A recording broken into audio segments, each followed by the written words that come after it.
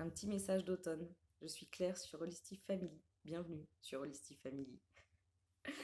Ouais, un petit message d'automne, hein, parce que, bon, le contexte extérieur est quand même assez tumultueux. Et puis, euh, et puis les énergies sont bien là pour nous bousculer aussi. Et finalement, est-ce que tout ne serait pas en train de changer? Est-ce que tout ne serait pas en train de, de muter à l'extérieur et en nous pour nous faire revenir à quelque chose de plus simple, de plus authentique, de plus, euh, de plus serein?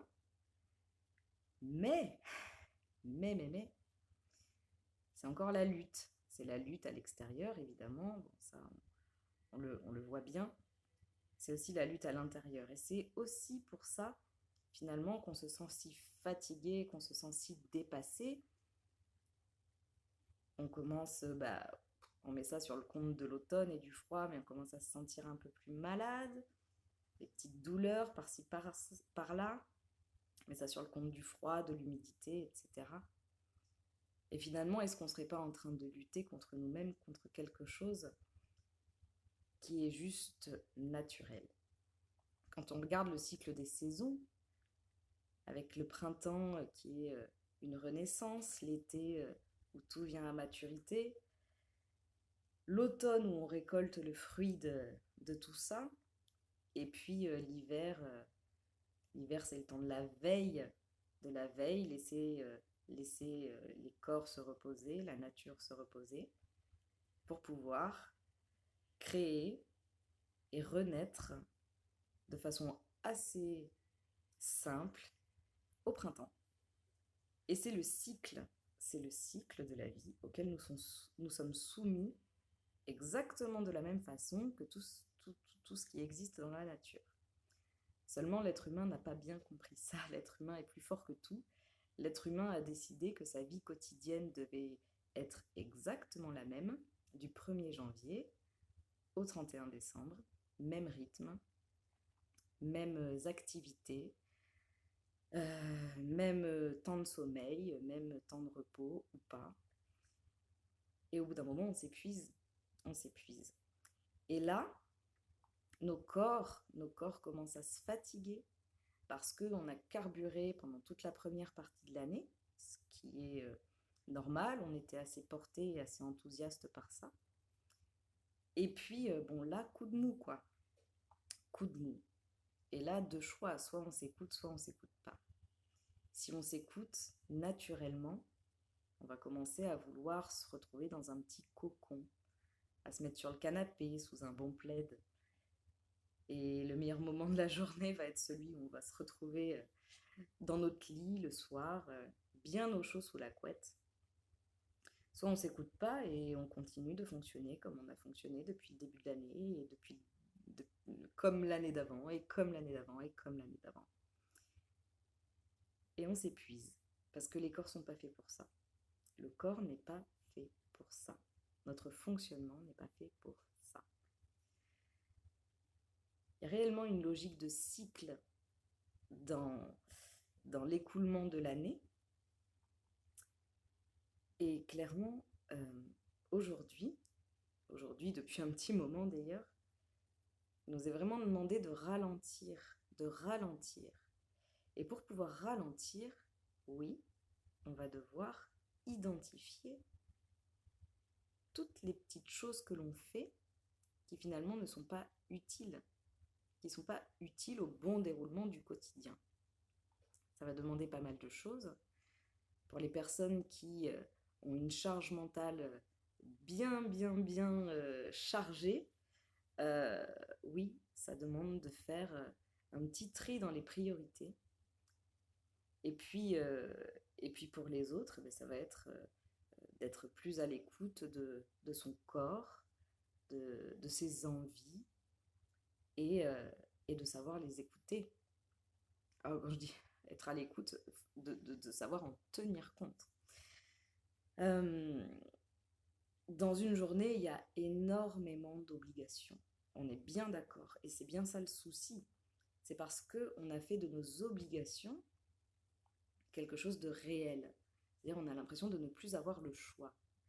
Le premier choix qui se pose dès le matin, c'est de se lever à l'heure qui a été définie par le réveil et qui est donc définie par ce qu'on a à faire de notre journée. Et on commence dès le matin à aller à l'encontre de nos envies. Et on trouve ça juste normal. Eh bien non, c'est pas normal. C'est pas normal parce que on commence notre journée avec un acte de violence envers nous-mêmes. Alors, oui, vous allez me dire, mais oui, mais moi j'ai pas le choix. Je n'ai pas le choix. Alors en réalité, on a tout le temps le choix. Dans chaque chose que l'on fait, on a le choix. Il y a des personnes qui se lèvent le matin quand leur corps leur dit c'est bon, je suis assez reposée. Ces personnes-là, soit elles n'ont pas mis le réveil parce que la vie, les événements de la vie ont fait qu'elles n'ont pas à se lever le matin. Et puis il y a d'autres personnes qui ont décrété qu'à partir de maintenant, elles allaient se respecter et arrêter de se lever alors qu'elles sont encore fatiguées. C'est difficile pour le mental d'envisager cette idée-là. Mais le tout, c'est de savoir déjà l'admettre. Pourquoi je me lève le matin? Est-ce que c'est moi qui ai envie de me lever? Ou est-ce que je me lève par obligation? Est-ce que je me lève parce que si je ne suis pas à l'heure au travail, mon patron va me tomber dessus, mon responsable va me tomber dessus, et je vais à terme risquer de perdre mon travail parce que j'ai trop en retard et que ce n'est pas possible. Est-ce que je me lève parce que je me suis fixé un rendez-vous tellement tôt que je suis obligée de mettre un réveil? Et tout ça, ça forme des obligations. Et tout au long de la journée, nous vivons en fonction d'obligations. Je vous propose vraiment de faire un petit retour sur votre quotidien et de regarder tout ce que vous faites par obligation. Est-ce qu'il y a des obligations qu'on pourrait peut-être arrêter d'exécuter? Il y en a qui sont assez simples, en particulier dans la vie privée, dans la vie personnelle, c'est-à-dire arrêter, je ne sais pas, de rendre des services alors qu'on a envie de se reposer. Arrêter de vouloir aller faire les courses à une heure précise alors qu'on a envie de faire autre chose. Arrêter de dire oui alors qu'on a envie de dire non, tout simplement. Et ça demande, oui, un certain lâcher-prise, ce fameux lâcher-prise. Et on se rend compte finalement que quand on fait un petit peu péter une obligation comme ça, eh bien les conséquences ne sont pas si graves que ça. Oui, il y a peut-être des personnes qui vont vous dire, je parle uniquement de la vie privée parce que les obligations sont professionnelles, sont beaucoup plus difficiles à démonter puisque ça relève de quelque chose de plus anxiogène avec la perte de l'emploi, etc. C'est très dur à démonter. Mais en tout cas, dans la vie privée, voilà, quelles sont les obligations qu'on pourrait finalement un petit peu alléger, faire autrement, moduler, exprimer à son entourage que ben là, non, désolé, mais je me sens pas, j'ai pas spécialement envie de faire ça. Il faut vraiment vous voir en ce moment, dans cette période, comme si la batterie de votre téléphone était à 20% et qu'elle allait bientôt se décharger. Et bon, il se trouve que le téléphone avec 20% continue de fonctionner, mais l'être humain à 20%, il fonctionne à 20% de ses capacités. Et si on continue en fait de fonctionner comme on le fait toute l'année, non seulement la charge va encore baisser, encore et encore, et en plus, ce sera d'autant plus difficile de recharger, à moins d'arriver vraiment au point de rupture où un événement de la vie va vous dire maintenant stop. Donc, voilà, petit message euh, qui nous invite aujourd'hui à ralentir le rythme, à se recentrer, à écouter un peu plus nos envies. Beaucoup de personnes en ce moment sont en train de totalement bousculer leur vie parce que grosse prise de conscience, parce que les énergies actuelles sont réellement très très fortes, les, les, le taux vibratoire ambiant est relativement élevé et les personnes qui sont encore branchées sur une énergie basse euh, sont mises à rude épreuve réellement avec des, des grosses, des, des, des gros choix à faire, des positionnements à faire qui sont réellement difficiles à, à prendre. Et la vie fera que ces positionnements seront faits en temps et en heure, mais peut-être en conscience déjà, essayer de commencer peut-être à mettre des mots sur les émotions que l'on ressent quand il y a quelque chose qui commence à pointer en nous. Voilà, une boule au ventre, une gorge serrée, un cœur serré, des larmes qui ont envie de sortir et puis on les retient parce qu'il faut faire bonne figure et juste admettre que là, non, ça va pas.